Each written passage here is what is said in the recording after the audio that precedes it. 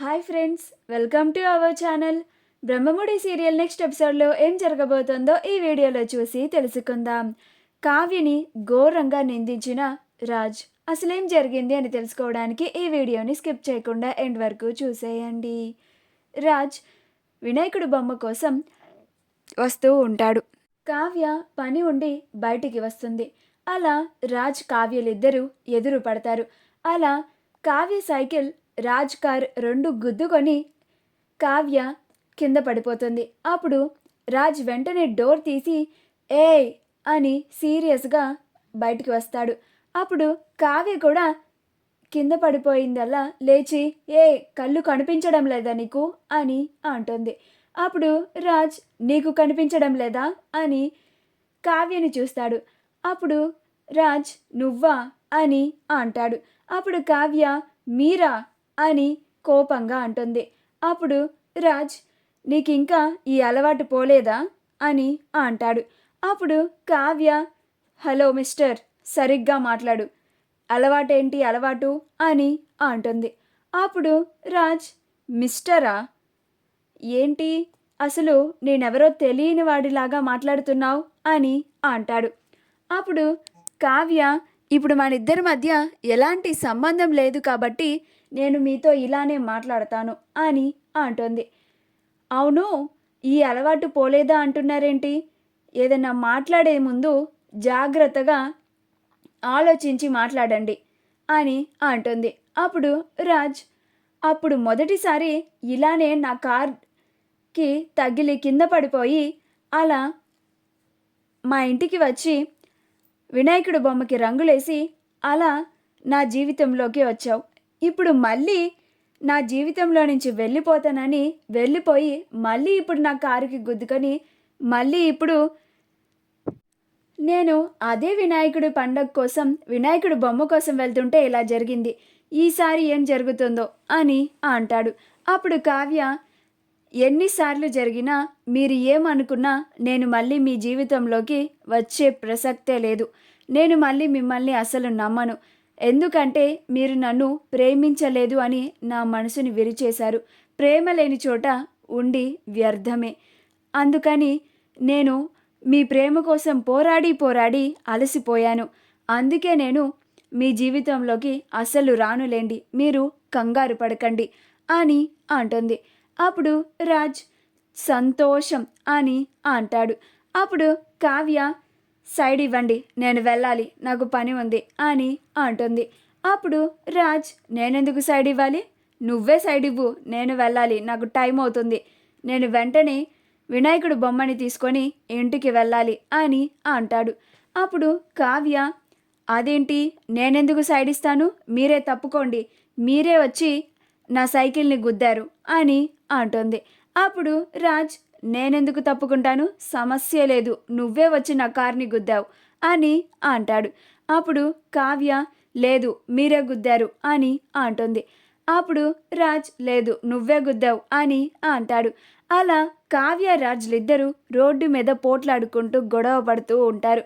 అప్పుడు రాజ్ ఏ ఆపు, మర్యాదగా నా కార్కి దారివ్వు, నేను వెళ్ళిపోవాలి, నీలాగా పని పాట లేకుండా ఉంటాను అని అనుకున్నావా, మర్యాదగా దారివ్వు, నేను వెంటనే బొమ్మని తీసుకొని ఇంటికి వెళ్ళాలి, నా కోసం అందరూ ఎదురు చూస్తూ ఉంటారు అని అంటాడు.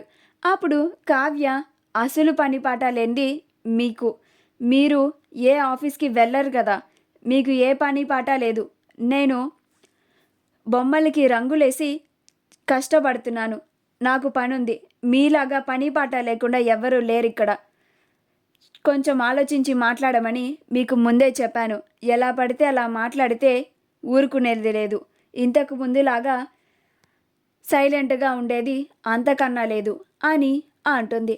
అప్పుడు రాజ్ ఇదంతా కాదు, సైడ్ ఇస్తావా లేదా అని తను రాజ్ కార్ ఎక్కి స్టార్ట్ చేస్తాడు. అప్పుడు కావ్య కూడా సైకిల్ ఎక్కి తొక్కడానికి రెడీగా ఉంటుంది. అప్పుడు రాజ్ హారన్ కొడుతూ ఉంటాడు. అప్పుడు కావ్య కూడా తన సైకిల్ బెల్ని కొడుతూ ఉంటుంది. అప్పుడు ఆ నాయిస్కి వాళ్ళిద్దరికీ చిరాకు పుట్టి కావ్య సైకిల్ హారన్ కొడుతూ ఉన్నా కానీ రాజ్ కార్ దిగి బయటికి వచ్చి మర్యాదగా దారివ్వు కళావతి అని అంటాడు. అప్పుడు కావ్య, హలో మిస్టర్, నా పేరు కళావతి కాదు కావ్య, నన్ను కావ్య అని పిలు అని అంటుంది. అప్పుడు రాజ్, అలాగే కావ్య, నా కారుకి దారివ్వు, నేను వెళ్ళాలి అని అంటాడు. అప్పుడు కావ్య, నేను దారివ్వను, మీరే నాకు దారివ్వండి అని అంటుంది. ఈలోగా ఇందిరాదేవి రాజ్కి కాల్ చేసి, నాన్న ఎంతసేపు, ఇక్కడ పూజకి టైం అవుతుంది, నువ్వు వెంటనే వినాయకుడు బొమ్మని తీసుకొనిరా అని అంటుంది. అప్పుడు రాజ్, అలాగే నానమ్మ, నేను వచ్చేస్తున్నాను, దారిలో ఉన్నాను అని చెప్పి కాల్ని కట్ చేస్తాడు. అప్పుడు రాజ్ మర్యాదగా దారిస్తావా లేదా అంటే కావ్య ఇచ్చేదే లేదు అని అంటుంది. అప్పుడు రాజ్, ఇందిరాదేవి కూడా కాల్ చేసింది అని, తనకి టైం అవుతుందని రాజే పక్కకి తప్పుకుంటాడు. అప్పుడు కావ్య, అలా రండి దారికి అని కావ్య వెళ్ళిపోతుంది.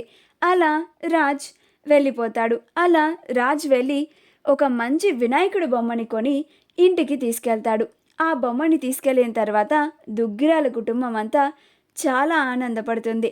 అప్పుడు ఇందిరాదేవి, ఈసారి పండగకైనా ఆ వినాయకుడు నీ జీవితంలో ఉన్న ఎటువంటి ఆటంకాలన్నిటిని తొలగించి నిన్ను ఆ కావ్యని మళ్ళీ కలిపితే బాగుంటుంది అని అంటుంది. అప్పుడు రాజ్,